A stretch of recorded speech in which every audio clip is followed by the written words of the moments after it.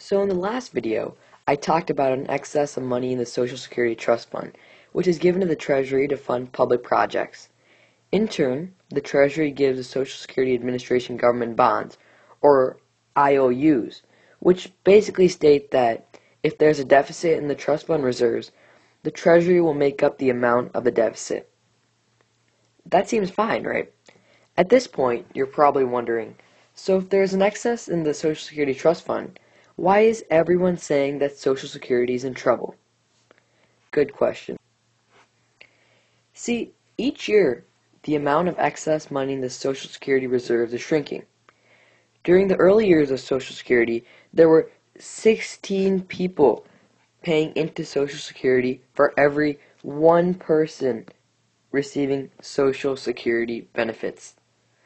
That meant that there was a large amount of excess money in the Social Security reserves, and Social Security was completely solvent.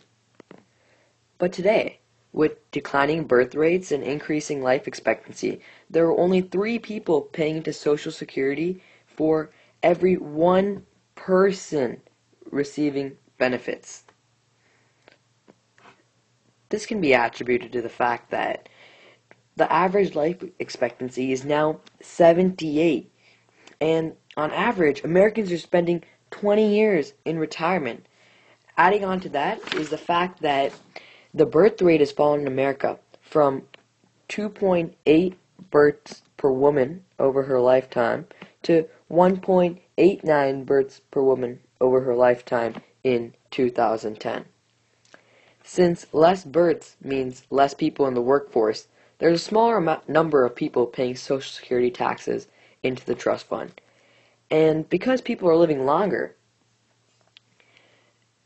and spending more time in retirement, there are more people receiving Social Security benefits. That's why in 2025, there will only be 2.3 people paying into the Social Security Trust Fund for every one person receiving Social Security benefits. At this point, the Social Security Trust Fund will be in the red or in debt. In order to continue paying people Social Security benefits, the Social Security Administration will have to cash out the government bonds given to them by the Treasury when they were running a surplus or excess. And these are the government bonds, and this is the money that the Treasury gives to the Social Security Trust Fund in return for receiving government bonds. The problem is, government bonds only last so long. By 2037, the government bonds will be used up, and the Social Security Trust Fund will face a deficit they won't be able to make up. As a result, Social Security will have to suffer FICA tax increases, an increase in the retirement age placed by Social Security, or cuts to the Social Security benefits.